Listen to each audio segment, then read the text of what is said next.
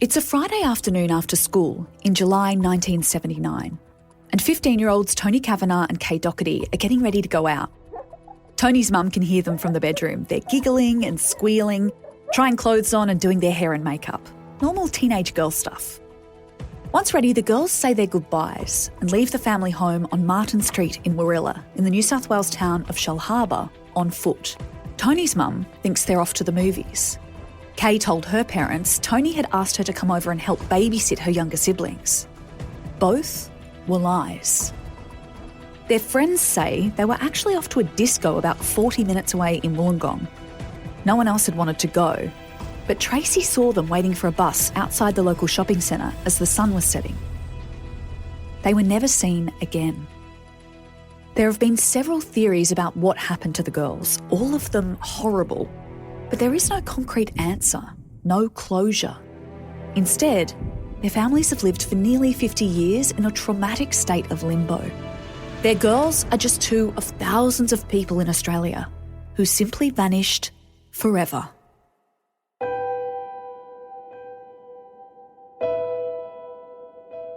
I'm Gemma Bath and you're listening to True Crime Conversations, a podcast exploring the world's most notorious crimes by speaking to the people who know the most about them.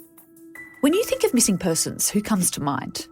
For me, it'll always be the Beaumont children, an infamous Australian cold case and one of the biggest police investigations in our history. 3 little kids who vanished from Glenelg Beach in Adelaide on January 26, 1966. All these decades later, we still don't have answers. A more recent one that often lingers in my mind is the disappearance of Theo Hayes from Byron Bay in 2019. The 18-year-old Belgian backpacker was last seen leaving a bar after a night out, and his case remains a mystery. Then there's William Tyrrell. Most Australians will recognise the smiling 3-year-old in his Spider-Man suit who went missing in New South Wales in 2014. But what if I told you 140 people are reported missing every day? That 56,000 people go missing in Australia every year? Most are found within a week, but there are up to 2,700 long-term missing people in Australia at any one time. We only know a handful of their names because there's simply too many stories to tell. Nicole Morris is the director of the Australian Missing Persons Register and author of 2 best-selling books telling the stories of people who've disappeared. They're called Vanished and Missing. She gets asked to help families every week. Can you find my brother? My mother is missing. My best friend hasn't checked in with anyone for weeks. Can you help? She has dedicated her life to humanising the missing, to helping families get their stories out there beyond a poster or a news article, to being a voice for the voiceless. Nicole joins us now. Nicole, what is it about missing persons, about those types of stories? Why are you so passionate about this area? It's a question I'm asked a lot, and even after 21 years of doing this, I don't think I have a satisfactory answer. It's, I don't want to be a bit cliched and say I think it's my calling, and I've never had a missing person in my own life, so I don't have that lived experience. But I think it was just from a child, I was always had a curious nature, and for someone to go missing is such a mystery, and I was always fascinated by that mystery. And then when I became an adult, I was able to maybe do something about it. So I thought to myself, what can I do in a practical sense to assist the world of missing persons and maybe help people? Because I think that we all should go through life thinking, what can I do to help the person beside me? Because I think that's why we're here. And so I was able to see a need in getting the word out about missing persons through the internet. And 21 years ago, the internet was in its infancy and was not in everybody's home, but was just starting to be. So I thought, well, that's something I can do. I'll taught myself how to make a website, and from there just started to reach out to say, what can I do to help get the word out about missing persons? And it was just something I found that I was good at, I suppose, and 21 years later still going. So it was back in 2005 that you created kind of a more formal register. So before the register, the National Persons Register, what did people do to find missing people? They would just kind of search on the internet and see what they could find, or? Yeah, and there was very little available on the internet, and people were not able to search on the internet. So it was newspapers, it was books and newspapers, which is amazing. I created the register by scanning photos from books, from Australian true crime books that might have mentioned a missing person, and I would gather the information from a book and put it onto the website. So it was that basic back then. So if someone had a missing person and they went onto your register, what would they find when they typed in the name? Well, I wanted to be more than just a photo and a description, because people are so much more than that. So I wanted, with the register, to be able to create a whole background. And so I wanted to get every news article I could find about missing persons, so that they had lots of points of view. They learned more about the missing person. Were they a mum or a dad or a brother or sister? Were they on their way to work? Did they have a mental illness that could have contributed to it? Did they have dementia? So I wanted to learn more about the missing person instead of, here's a photo and they're 5'7", and that tells people nothing and it doesn't help find them. So I wanted as many photos as I could find on the website and as much information as I could. Through doing this for so many years, or decades, you've come to know a lot of these families quite closely, haven't you? Absolutely. Yep, very much. Some of them are like family to me. There's the sister-in-law of a missing person is my best friend and has been my best friend for 15 years or something. So I feel very close to them all, and you get to know them really well over the years, and they know that if they're having a bad day, they can reach out, and hopefully you'll make their day a little bit better. And just by remembering their missing person, you make their day a little bit better. Why do people go missing? Because it's not just because they're the victim of a crime. Well, people, I think, have an idea, maybe because there's lots of Netflix documentaries out there, but I think people have this idea that homicide is the primary reason for people to go missing, and that's absolutely not true. 56,000 people a year go missing in Australia, and they're not all murdered. No. More than half of those are runaway teenagers. And then we have a mental health crisis in this country that we're not addressing and not managing very well at all. So it's really hard for people to access help when they are having a bit of a mental health crisis. And the alternative is that they're going to just say, I have to get away, I have to get out of the situation that I'm in, and they will go missing. So they'll choose to go missing. Horrifically, a lot of those people might take their own lives, but some people will just need to get away for a little bit, and then they're found safe, and then hopefully we'll get some help. You've also we live in a vast wilderness of a country with lots of cliffs and oceans and bushland, and people go missing in that all the time. And then you have people with dementia who will wander and get lost. What is it that strikes you about the experience of those with missing loved ones? Because it's a particular kind of torture, not having closure. Yes. Do you find people respond in the same way when they have a loved one that goes missing? Not at all. Not at all. In the missing persons world, we call it an ambiguous loss, because you've lost something, but you don't know why, who, where, how. So you've got all of those questions, and the brain works in a way to try to fill in the blanks. So the brain will kind of go, okay, what could have happened? And you imagine so many different scenarios. On one end of the scale, you have people like the Morecambes, who even, so many years after their son was found, they're still working to help find missing persons and in that missing person child safety space. And then you have people who can't,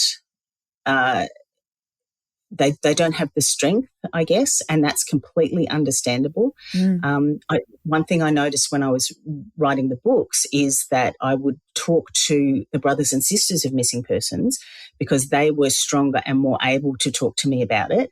But the parents of missing persons were just so broken that they struggled to put into words. I did speak to some of the parents, and some of them were amazing.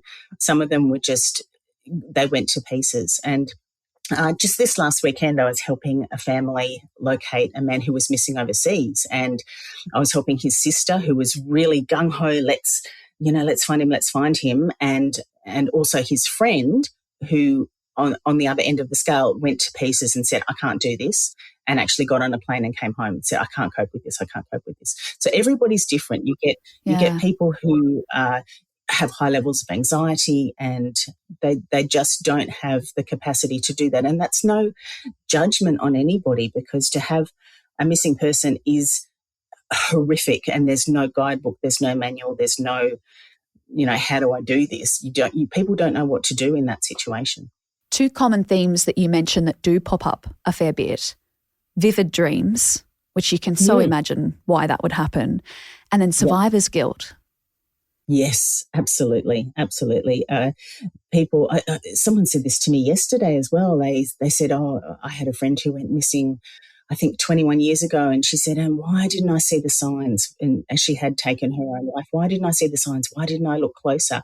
But you don't think to yourself, if someone is feeling a little bit quiet, perhaps, you don't think to yourself, oh, they're in danger of going missing, or they're going to take their own life. You don't think that. You just, you do what you can as well. But people feel overwhelmingly guilty that they didn't spot the signs, that maybe they didn't check in with that person. Maybe they thought, I should have given her a lift home from the party that night, instead of just, thinking that she would be okay. There's amazing guilt, but I kind of have a bit of the way that I look at it is, I think that if something is going to happen, it's going to happen, and there's not always anything that anybody can do about it. And the dreams are interesting as well, because I think I don't know any of the people that I've never met any of the people that I deal with, even though I feel like I've got to know them a lot after listing them and making appeals for them for so many years and talking to their families and writing about them. I feel like I know them really well, but it's the families who know them the best. And again, it comes back to the brain trying to figure out what's happened. So the brain is, okay, could they have wandered off? Could someone have taken them? Did they possibly take their own life? What happens? And that's also a reason why someone who might never go to a psychic in their entire life would choose to go to a psychic, because they're looking for that answer that is just not there. And do you find that a lot of families do end up doing that, don't they? They turn to psychics. Almost 100%. Really? Even people who are skeptical of psychics, who've never been to a psychic, who don't like psychics. Even there's some deeply religious families who don't believe in psychics at all, but if someone comes to you and says, I just have a very strong feeling that she might have gone in a green car, that will stick in their mind, and they'll go, oh, okay, maybe I should just mention to the police that there was a green car. So they will clutch at anything. When you have nothing, any tiny thread of a lifeline, people will clutch at. This might be too hard a question to answer, but is there a family that you have helped that really sticks in your mind? Wow, over such a long time. I think I mentioned before that that the sister-in-law of a missing person had become my best friend, and I would never prioritise any missing person over another. But I think that family is so special to me because I'm close with them. I've watched her kids grow up and looking exactly like their missing auntie, and so I feel an obligation and a need to find answers for them, because I know what a special, and so that's the family of Tanya Farrington, and a special need to find answers for them. And so I'm going to put Tanya in my third book. I haven't interviewed them yet, and it'll be weird to interview someone I know so well. Yeah. But I really wanted to. And she actually said no to the first two books. She said, no, I can't do it yet. She said, I'll do it for the third book. So it's really special. Can you just tell us briefly about when Tanya went missing? Yeah, 1979, unbelievable. So 1979 was a particularly bad year for missing persons. I don't know why. Malat was active at that time, so he certainly didn't kill every missing person in Australia, as some would have you believe, but it's possible, because we think that she was living in Crow's Nest in Sydney. She snuck out of the house, told her mum she was going to bed, but instead snuck out of the house to go to a disco, we think probably at Manly. She had done that before. She was a little bit of a rebel. And if she couldn't find a bus or if she didn't have money for a bus, she absolutely may have hitchhiked through those northern suburbs of Sydney to get to a disco at Manly. And she may have been picked up by the wrong person. And it was a terrible time. There was a lot of awful things happening to young girls on the northern beaches of Sydney at that time. So, yeah, awful.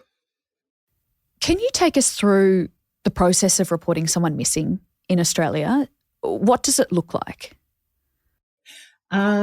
Sometimes people will come to me first and I will say, I can't do anything to help you unless you've been to the police, because when I make an appeal, I will put the police number on there. Some families say, oh, here's my mobile number, put it on the appeal. I will never, ever do that, because you get all kinds of crazy people calling you, telling you ridiculous things, trying to take advantage of a panicking family.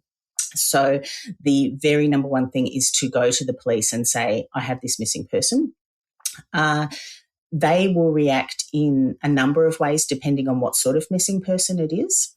So if the person has dementia, if it's a young child, they will act extremely quickly. If it's somebody who is lost in a particularly dangerous area, they will act very quickly. If it's a different kind of missing person, sometimes the urgency isn't there. And I will always urge people, if you have serious concerns, like you know that your husband is due home from work every night at this time and he doesn't arrive, and the police will probably say, oh, he's probably stopped off for a drink with a mate. He's probably, just taken some time out. He's probably just gone he's done. Say, no, this is out of character. So you need to sometimes insist that they'll take a report. Give the police as much information as possible. So employment, details of friends, details of their car. I think a car is sometimes easier to spot than a missing person. So details and registration and photo of a car, if possible, is really important. And I guess just the information about where they were supposed to be and photographs, all of that kind of information, give all of that to the police and they can check things that other people can't check, like bank activity, phone activity. They won't put all of that into place immediately for every missing person. They'll sort of do the basic checks first, and then either they'll find them really easily or they'll come back to you and say, okay, we haven't been able to locate them. Maybe we'll make a public appeal now. And so that's when police will issue a media release, and then they'll contact me, and then I can get the word out to a lot of people. So there's quite a few steps before, like a land search, for instance. Yes, absolutely. And you have to, for a land search, you have to know that the person was last seen in that exact location. So sometimes people will say, oh, why haven't they called out the SES? It's because they don't know exactly where to direct them to search. If you've got someone missing in a massive national park, you sort of have to have a bit of a location, like at least a trail or somewhere, a car in a car park for a starting point, because you can't just send the SES out into the wild to search a vast area. It's really difficult. There's a woman missing. She went missing from a bus stop in Logan a few weeks ago, and people are saying, why haven't they sent the SES out? And I said, because maybe she got on a bus. So where do they start? Where do you start looking? You're listening to True Crime Conversations with me, Gemma Barth. I'm speaking with Nicole Morris, Director of the Australian Missing Persons Register, about the Aussies still missing in 2026. Up next, Nicole shares the stories of Kay and Tony, two young girls last seen at a bus stop in 1979, around the time Ivan Milat was active. I want to touch on a case in your books now. I kind of talked the listeners through this story a little bit at the start of this podcast. The story of Kay and Tony, the 15-year-olds who went missing. Yes. How did the police treat their disappearance? And what happened? Because that was quite a few decades ago now, but how was their case treated? It was very much treated as if they were runaways. despite their families saying, no, this is completely out of character. Both 15 years old, but I guess when people think of a runaway teenager, they think of someone as rebellious and wild and, sneaking off behind the bus shed to smoke. And these were not these girls. Kay had actually never been out after dark before. She had to beg her mother to let her go over to Tony's house. She didn't tell her mother the truth about where she was going because her mother would have never let her. It was that kind of family, very, very protected. She was a very protected, very serious, intelligent girl. And Tony, there have been a few people over the years who kind of said Tony was the instigator of this and she was the wild child. She really wasn't. I interviewed her family and got to know her, and she was a really sweet girl. She did try hitchhiking with her older sister once and cried through the whole experience. So she was not a worldly girl who just wanted to jump in a car and run away. Neither of these girls were like that at all. So they did tell their parents that they were babysitting, and then they told the other family that they were going to the movies. They did neither of those things. So they went to a bus stop, and that was where they were last seen. And they were actually, I interviewed the woman who last saw them. So she was absolutely positive about her because she knew them and waved to them and said, "Hi, where are you going?" And that's how we knew that they were going to a disco at Wollongong. So we don't know if they caught the bus. We don't know if they got into a car with someone else. I can't imagine, and Malat is a prime suspect in that particular case, but I can't imagine these two quite shy girls getting into a car with Ivan Malat. I can't see that happening. I just can't see it happening. And so either they did manage to get the bus and did get all the way to Wollongong and then maybe couldn't get home and were desperate, I don't know, or if they were picked up by someone else, maybe someone they knew at the bus stop at Warilla. And it's just a complete mystery. There were mysterious letters sent home in those cases. To both parents received letters that they don't believe were written. They either don't believe were written by the girls or were written under coercion because they had deliberate spelling mistakes that Kay would never have made. So and again, that's a really weird update to why would someone send letters? But there were also other weird letters sent in other missing persons cases at exactly the same time. So there's something strange was going on in Sydney in 1978, 1979. Because when you were describing your friend's family story, I had Kay and Tony in my head because it is so weirdly familiar that, Absolutely. the young girls at night going to a disco on the side of the road. It's a bit eerie. Yeah, and Trudy Adams, exactly the same time, exactly the same location, also at a disco. It is very concerning. And of course, if you read Barrenjoey Road, there were so many girls at that time who were picked up hitchhiking, abducted, terrible, terrible things happened to them. And the suspects in those cases are now dead. So are we ever going to get answers? With Kay and Tony, there were people who came forward, particularly when I was writing the book, who suggested there was another person who lived locally at that time and who had a son who went to school with the girls. And that is a plausible theory to me. If a car pulled up and it was a guy that they recognised that they went to school with, maybe they'd get in that car. So I don't think they'd get in a car with Malat, who was, he wasn't too old at that time, but he was definitely a man. So yeah, and a stranger. And a stranger. I can't see them getting into a car, but if someone pulled up that you knew and said, "Hey, I'm going there anyway," they said, "Oh, well, we go to school with him. We know who he is." I reckon they might have gotten into that car. I did notice a lot of criticism in your books towards the police. In almost every case, there are kind of sightings of inadequate or bad policing or, loss of evidence, police not believing them. Can you talk to that? Because it does pop up a lot and it kind of makes it feel like it is a bit more of a systemic issue. Yeah, and it's definitely not something I intended to do. I've always had a really good working relationship with the police, and it's definitely not something I wanted to do or intended to do, but I couldn't change the stories that were coming from the families, and it's very much from them. And because I would say to the question, okay, how did police handle your case? And in Kay and Tony's case, Tony's stepmom went to the police and said, has there been any news about Tony? And they said, oh, if there is, we'll let you know. And she walked away, and the words she used to me were, I felt like they were talking about a missing dog, and how awful that the police would make you feel that's how they felt about your child. And so I can't portray that in any other way than that's how it made them feel. And there are amazing police officers out there. There are some who will get a case and never let it go. And still, even after they retire, they're still going, we have to solve this. And that was the case with Kay and Tony's. One of the initial police officers, who was just a young constable at the time, spoke to me for the book. And we're talking 40 plus years later.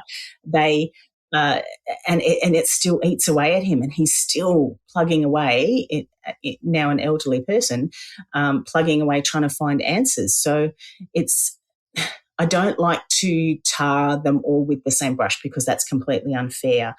But in many cases, there are things that have happened that are inexcusable, like, Tony Ryan going to the police and saying, I found my sister's car, would you like to come and check it out, just in case she's in the boot or something? And they handed him a coat hanger and said, off you go.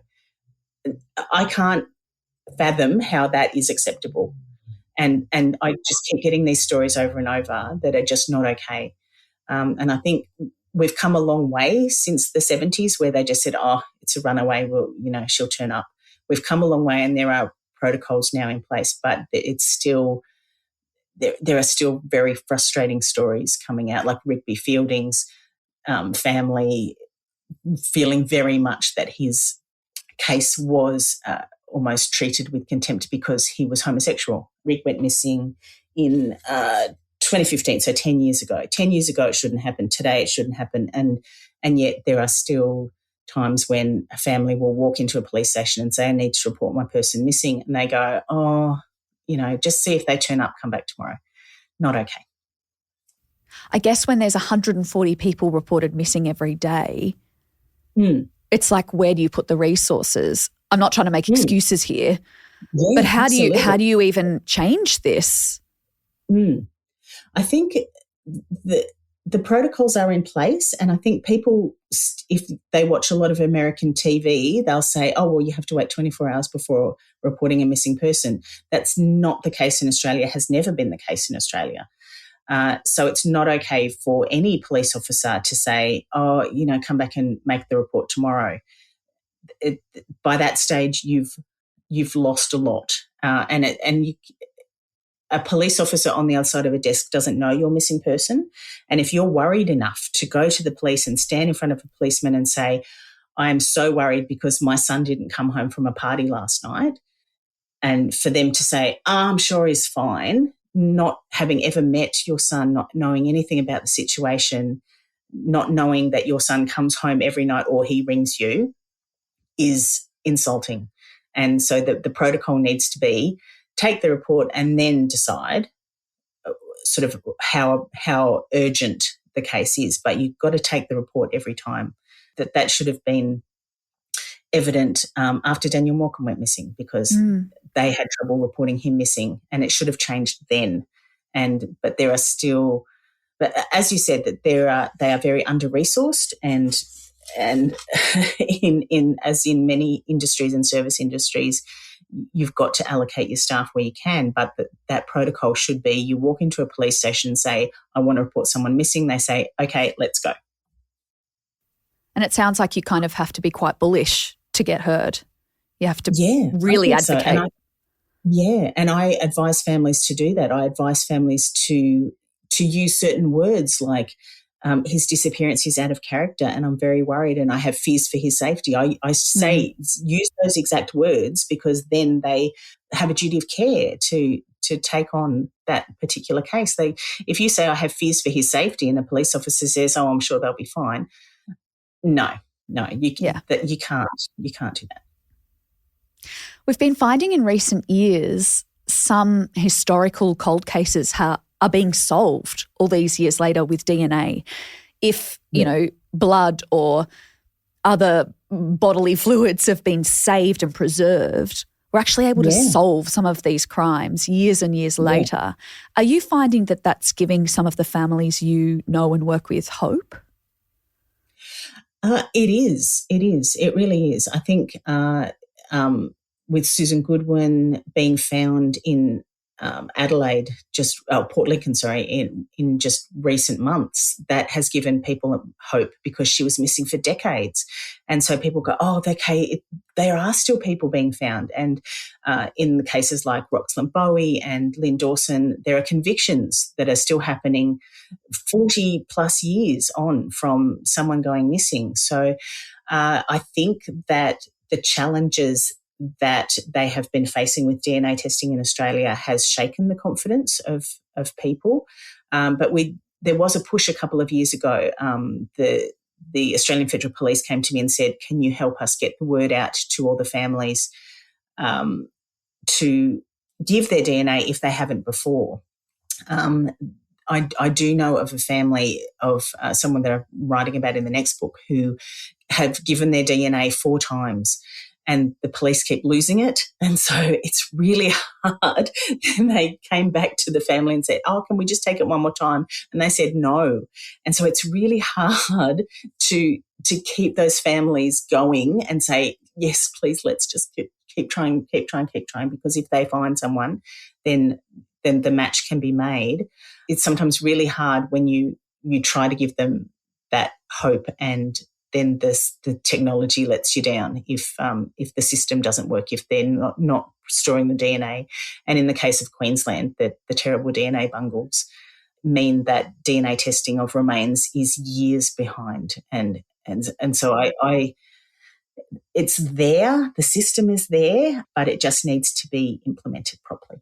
I want to talk about Jason Mazurek because his disappearance, which you mentioned in your book, was particularly mysterious, wasn't it? Can you tell us about his story? Absolutely. It's one that does stick with me, and it's a family I've gotten to know very well. I met his sister, so I have that personal connection with them and know how devastated they were when he went missing. He was 20 years old, went to the casino in Sandy Bay in Hobart for a night out. His sister had won her sporting match, and he and his sister and his best mate went to the casino to celebrate. There was a disco upstairs in the casino, so they went up there. And at the end of the night, it was about 2:00 in the morning, and they said, okay, let's call it a night. They were heading back to another sister's house for the evening. And Jason's sister Jess said, your mate is still upstairs. I'll go and get him. You wait here in the lobby. I'll just go up and get him and I'll meet you down here in a minute. She went upstairs. In the time it took her to just go upstairs to the disco, find the best mate, come back down to the lobby, Jason completely disappeared. There is CCTV footage of him walking outside the lobby with a security guard. The casino said that he wasn't being escorted out, that they just happened to be walking out at the same time. But the family has said that it has happened before, that they don't like people waiting around in the lobby. So they say, no, you have to wait outside. You can't sort of loiter in the lobby. So it is, I think that he probably was asked to wait outside instead of waiting in the lobby. But whatever has happened outside the casino, Jason has totally disappeared. The police think, for some really bizarre reason, that Jason has suddenly decided to kill himself, despite absolutely no evidence whatsoever. There's no mental illness, there's no depression, there's no anything whatsoever. He had a fantastic night with his sister and his friend. He was happy in his life. 20 years old, he was about to join the Navy. He had an appointment with the recruitment officer in 2 days' time. He had a dental appointment because he had a broken front tooth. He had a dentist appointment to fix that tooth. He was really excited about that. He was going to get his tooth fixed. Loving family. And so for some reason, whether it was the easiest answer to what happened, but police and the coroner decided that he threw himself into the water at Sandy Bay. And his family have never accepted that. And it makes no sense to anyone who knew Jason, or even to me. I didn't know Jason, but it makes no sense to me at all that that's what would happen. That's a ridiculous thing to say. So what happened to Jason that night, I have no idea. And I can only hope that people might be sitting on something that they saw that night and can still come forward. Maybe they're frightened to come forward. Maybe they saw, I have no idea, like maybe Jason saw a drug deal going down in the car park and they saw him watching and attacked him. I have no idea. It is one of those cases where it appears like someone literally has vanished into thin air, and you struggle in your brain to kind of logically work it out. Yeah. What did his disappearance do to his family? They were in absolute disbelief. Like they couldn't. They did try to think, okay, what are the possibilities here? Has he just decided to go off and make a new life? They very quickly decided that was not the case. Did he throw himself into the harbour at Sandy Bay? They very quickly decided that was absolutely not the case. So after going through the possibilities of what could happen, they came back to foul play fairly quickly. And then they were faced with the frustration of police not accepting that that was the only explanation. And so it tore them apart. Their mother just went to pieces, and then the rest of the family, they were thrown into, I think it was probably responsible for the breakup of one of the marriages of one of his sisters. He was the baby. He was the little boy of the family, and all of the sisters just loved him so much. And that was torn apart. And now they've had to try and rebuild their lives without him, and it has devastated that entire family.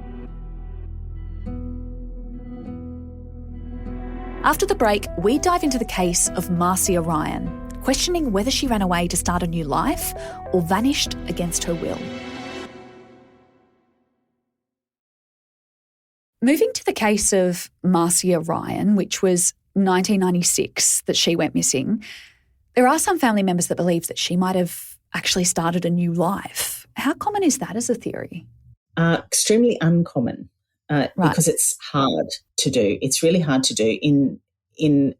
I paid my gas bill the other day and had to verify my identity. Yeah. So if there's someone out there wanting to pay my bills for me, go ahead. So you have to verify your identity to do absolutely anything in Australia. To log into your email account, to log into your work emails, you have to get text verification. It is really, really difficult to disappear and go completely off-grid. She actually had done it before, and I think that that's why they thought maybe she was capable of doing that again. Marcia had a very complex and tragic history. She witnessed the death of her sister in a car accident, literally witnessed it, like ran to the car after it had happened and saw her, and that triggered a horrific mental spiral in her, to the point where she completely lost her mind. Her family would agree that that's the most accurate way of putting it. They found her in an absolute complete mess, and she had been living off-grid and living in the bush in northern New South Wales with a boyfriend. And she was immediately hospitalised, and they took her by ambulance back to Victoria. She was hospitalised for a very long time in a psychiatric institution, but she actually did recover. A lot of work and a lot of therapy went into her recovery, and she had been fine and she had been stable for a long time. She was engaged, but that engagement ended, but she was quite okay with that. She was working for family members, and she seemed quite happy. She socialised, she went out with friends, but the mental spiral, we're not sure what triggered it, but the mental spiral started to happen again. And I think that's what contributed to Marcia going missing. But she had lived off-grid before. So it is possible that she chose to do that, although she was very close to her family. I don't imagine. And the other thing is because she had lost a sister and her parents had already lost a daughter and she saw what it did to her parents, I don't think she would have willingly done that to them again. Marcia's last known movements were around 10 p.m. at night. She had planned to drive interstate from Victoria to Queensland to see her parents. Yes. But then you've got an abandoned car, they found her wallet. So there's all these kind of clues that go, oh, like what happened here? Exactly. It would seem to be foul play, but as one of her brothers put it to me, the chance of a psychopathic maniac driving past at the exact moment that Marcia was walking along the side of the Princes Highway is astronomical. But perhaps there was someone who did have terrible intentions, who saw an opportunity and took it to harm her. The other mystery is that she was with her dog, Ziggy, who would not have left her side. But Ziggy has also never been found. So what happened and why was her wallet found at Darnham, which is on the way back towards Melbourne? So the car went missing. The car was found between Moe and Morwell, but then her wallet was found on the way back to Melbourne. So did she get a lift with someone and why did she get a lift with someone when her car was fine? She had a petrol card. She'd just passed a fuel station. She could have put fuel in her own car very easily. So why then did she jump into someone else's car? And if that's the case, where did she go? There was a massive search of the local area and you would have thought if she had accidentally died, they would have found her body and they would have found Ziggy. If someone had harmed her, again, wouldn't they have found some sort of trace? But it was a few days before the alarm was raised because police did keep spotting her car by the side of the road and didn't alert anyone. And the family did think that she was just still on her way to Queensland. So it was a few days before her parents said, oh, hang on, Marcia hasn't turned up at all and something has happened. So it was a while before the alarm was raised. It wasn't immediate. I know it would be hard now in 2026 to go missing, but in 1996, would there have been more of a chance? I think so. We didn't have the internet in 1996. We didn't have a lot of digital checks. I think sometimes if you manage to get a cash in hand job, then you can live off grid, and she did live off grid. Yeah. But also if you had such a serious illness as Marcia had in her youth, that's going to come to someone's attention. You can't live. I think that there are in communities where they think, there is a crazy old lady that lives in a little shack in that little country town or lives in the bush somewhere. And there are people like that who I think manage to grow their own vegetables and live away from the rest of the world. But generally, if your mental illness is that severe, you won't be able to function. Certainly, Marcia's illness when she was young meant she could not function at all. You can't feed yourself. You can't dress yourself. You can't. She was an absolute mess. And if her mind did get to that point again, she couldn't have looked after herself. And I can't see a reason for it as well, unless the only thing that her brothers suggested was she was terrified of going back into a psychiatric institution because it would have been awful for her to be in there. And so she's thought, well, perhaps if I just stay away, they can't put me back in there, even though that's probably where she needed to be at that stage. There was a moment there where one of Marcia's brothers was a suspect, which I imagine would happen a lot because you look at the people closest to someone missing first. Yeah. But what is that experience like for families where they are suspected when they have had nothing to do with it? That must be quite a traumatizing experience. Very much so. And I think if you look at it from the point of view of police and statistically, people are harmed by the people who are closest to them. So stranger murders are much rarer than, say, a husband or generally brothers and sisters don't tend to hurt each other. But in many cases, the brothers and sisters, if they're the last people to have seen them, they are treated as suspects until that is no longer the case. But to have that initial panic as where has my brother gone? Where has my sister gone? And then to have the suspicion as well, that just compounds your trauma, and they'll never get over that. And it probably does breed a distrust of the police, because they would be thinking, why are you looking at me? Obviously I didn't do anything. Go and find the person that did it. And so it would be very frustrating, because they would not they would just have that immense weight and the pressure of what's happened to them, just compounding everything.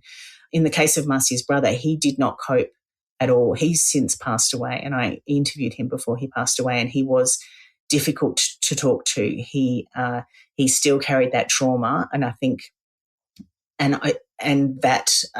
he did want to impress upon me that he had nothing to do with it, and I never once ever thought that he had anything to do with it. Just cared about her so much, and so he carried that forever. He carried that throughout his life, and it had a devastating impact on him and probably contributed to his death, I think.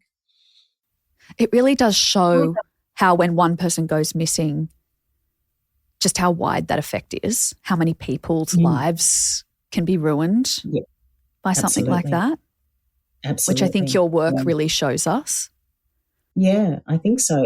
Most people that you talk to they might have some connection to a missing person somewhere along the line. I had a man who came to my house who wanted to buy one of my books, and he said, oh, yeah, I had my friend's brother went missing, and I ended up writing about him for the third book. But, yeah, most people will go, oh, yeah, I know someone who knows someone who went missing. So it affects, I suppose when you have 56,000 a year, it affects so many people, and then that ripple effect. Mm. In 1997, a 28-year-old mother of two, Gail King, left her family's home on South Australia's Yorke Peninsula one evening to head home for a work meeting the next day in Adelaide. Her car was found back home. It turns out there was no work meeting scheduled, and she was nowhere. We've never found her. Yep. What stays with you about that case? Yeah. Well, with Gail, I think I do know what happened, and I think her family know exactly what happened, and I think police know exactly what happened. Right. But it's a question of there not being any evidence to prove that. Which is another hardship. Yeah, absolutely. It is so frustrating, because you think this poor woman has absolutely no justice. And as you said, there was no work meeting to come home to. She was unhappy in her life, and I think she wanted to make changes in her life. And the police absolutely made the very rare statement of saying to the media at the time, there is absolutely no evidence that she left Minlaton on the Yorke Peninsula. There's no evidence that she ever made it back to Adelaide. So that leaves people to draw their own conclusions about what may have happened and who is telling the truth in whatever case. So there is very little evidence that she got back to Brahma Lodge. I think that they were desperately trying to track down a milkman who may have sort of been delivering milk at around the same time that she may have got back there. But if there was no meeting to come back to, why did she come back to Adelaide? And there was the remains of a chicken dinner in the fridge, but very, very little evidence to suggest what actually happened to Gail King. But her brother and sister-in-law are among the most determined family members I have ever seen, and they will never give up. It does kind of bring up when, there's the families that have no idea what's happened, and then there's other families who do believe they know what's happened. Both are horrendous realities to live with. Yes, very much so. Very much so. If this particular scenario didn't happen, then what did happen? And if there isn't another scenario, you have to keep coming back to that one. And the frustration that must be, the incredible frustration that they live with every day, knowing that someone is walking around having committed the worst possible crime that you can commit, taken a mother away from her children, how can you, and in cases like Cheryl Grimmer's brother, he just is feeling rage towards the person that he feels took his baby sister, and expresses that publicly to the point where police had to sort of warn him to stop. Whereas I think that's completely justified and understandable. I think that we must express our rage, and we shouldn't be polite about these things and say, no, this is not okay. If we don't stand up and fight for these people who don't have a voice anymore, then who will? I want to touch on one more case because it's one that's recently reopened, Sandrine Jordan. What do we know about her disappearance, and why was it back in the headlines recently? Sandrine's case is so complex, and it's another one where I do fear that police have got it wrong. And I think it's a very good illustration of how police can make assumptions about a person. Sandrine did have a bit of a troubled past, but she absolutely adored her children, and all she wanted in life was to have her children to live with her again. And she had achieved that at the time that she went missing. She had secured housing so that the kids could come and live with her again. She was painting. She was a very creative person. She went to drumming retreats. She had a wide group of friends that she absolutely loved. She was really thriving in her life. She was very happy. But for some reason, again, police decided that she'd taken her own life. And the reason that they decided that was because she had tried to before. She had made a previous suicide attempt and did have some mental illness. But if they had dug a little deeper, they would have realised that after that suicide attempt, Sandrine made very clear statements to her family saying, I saw what this did to you all and realised the impact it had on my children and my marriage and all of these things, and I will never do that again. And she was absolutely, if you promise your mother that you'll never do that again. And so she had no reason to at that particular time. She was doing really well. So for police to just say, oh, she'd had a previous suicide attempt there, so that's what's happened, is lazy policing. And I'm happy to say that because it is lazy policing. You need to look much deeper at all the complex relationships that Sandrine had in her life. She had a lot of different men in her life, none of whom can be ruled out as suspects. The day she went missing, she had gone to visit a friend. That friend has recently died. So we can no longer ask him about what happened in that particular situation. He told police that Sandrine came to visit him. He took his son and his son's mate to motocross, left Sandrine by the gate, said, I'll be back, went to motocross, but it wasn't on. So he returned to the house quite quickly and Sandrine had vanished. So where she went that day is anybody's guess. She didn't have a car, so would have needed a lift or to walk or a bus somewhere. The under investigation program, which I think came out last year, did uncover quite a few new details and clues for the investigation. There were witnesses who came forward who apparently heard gunshots, heard screaming, saw different cars doing different things in Tomlinson Road in Caboolture. There were suspicious neighbours, and of course a group of friends and family of Sandrine did dig up items that they believe were the clothes that she was last wearing, and those were dug up on a property next door to where she went missing. And police did search, but no remains were found. And again, they sent the items off for forensic testing and it came back inconclusive. So that's why when I said before about DNA testing being a little bit, it's sometimes you think, oh, well, if you found the clothes that she was last wearing, surely there's evidence on that. But according to police, they couldn't match that, even though there were things like a shell, half a shell, and Sandrine's daughter has the other half of the shell. So they match, and they are exactly the clothes that she was last wearing. I have a photo of her wearing these clothes. So it would seem that there's a lot of evidence, but the coroner very quickly ruled it a suicide and closed the case. So her family have been pushing and pushing and pushing for a proper investigation into it. And I think hopefully, with a bit of luck, that will actually, it will happen very soon, because there was never a proper inquest. So we need an inquest to investigate everything that went on, all of the people she was involved with, all of the witness sightings, everything that happened that day. The clothes need to be retested. All of that needs to be properly looked at, because no one who knew Sandrine believes that she took her own life. I think that someone took her life. And that inquest was 2018. So her family have been fighting for a very long time since then, even, to have stuff reopened. Yeah, exactly, because an inquest should be a total investigation, but it was not a proper inquest. They just ruled that she'd taken her own life. It was, nothing has been done properly. It was just very quickly, oh, well, she's previous suicide attempt, therefore she's taken her own life. Yeah, it's not good enough. How has working on so many cases of missing people affected you and your mental health and your sense of the world?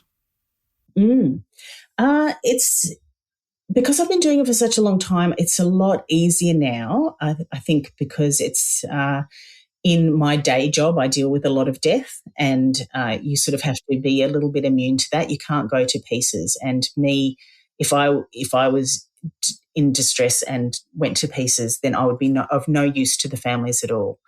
And you do have to look at it objectively and say, this is not happening to my family, so I can't let it devastate me. But it does, it can get to me, and there are times when I recognise that it is affecting me and I need to take a little break. And I haven't been very good at that. I particularly because I've been writing the books as well.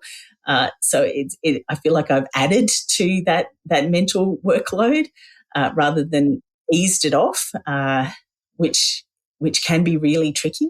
I think after Missing Persons Week this week, I remember in the middle of it, I sent a message to Susie Ratcliffe, who's the sister of Joanne Ratcliffe, a missing child. Susie runs the Leave a Light On Foundation, so we work quite closely together. And I sent a message to Susie going, I can't do this. And she said, of course you can, don't be silly. And it was because Facebook dramatically increased my post reach for Missing Persons Week this week, and said, because you post great content, we're increasing the amount of people that we share, and I think it got up to 86 million views of the posts. Oh my gosh. Which was amazing. But I am one person, and I then had to moderate comments from around the world. I had thousands and thousands of people commenting and sending me messages, and I think because they kind of promote it as a crime page, where I don't see it that way at all. I see it as a support and assistance page. The thought of that kind of horrifies me, that people just see it as, let's go in and read about these juicy crimes. That makes me feel a bit sick. I see it as very much, I'm making these appeals for these missing persons, and the reason I want you to read it is in case you know something. So that's how I view it. So, but I had to deal with all of these people, and people who get on and speculate and make comments on, obviously they're dead, obviously they're, I think the husband killed her, and all of these things that can't be out in the public. So I had to just be on it 24 hours a day, and it really, really got to me, to the point where I was just like, and it was a family member who was angry about something or other, a photo or something at the time, that was kind of the tipping point where I just thought, why am I doing this? I can't do this anymore. But you just need to take a break, step back, relax, and go, okay, this is not happening to me. This is my job that I don't get paid for. This is just what I do to help people. And if I can't do it calmly and effectively, I need to stop and just reset, and then I can only do what I can do. When you've got 56,000 a year, you have to just kind of only do what you can do and keep doing it as long as people need me to. Flicking through your books, so many of those names people won't recognise.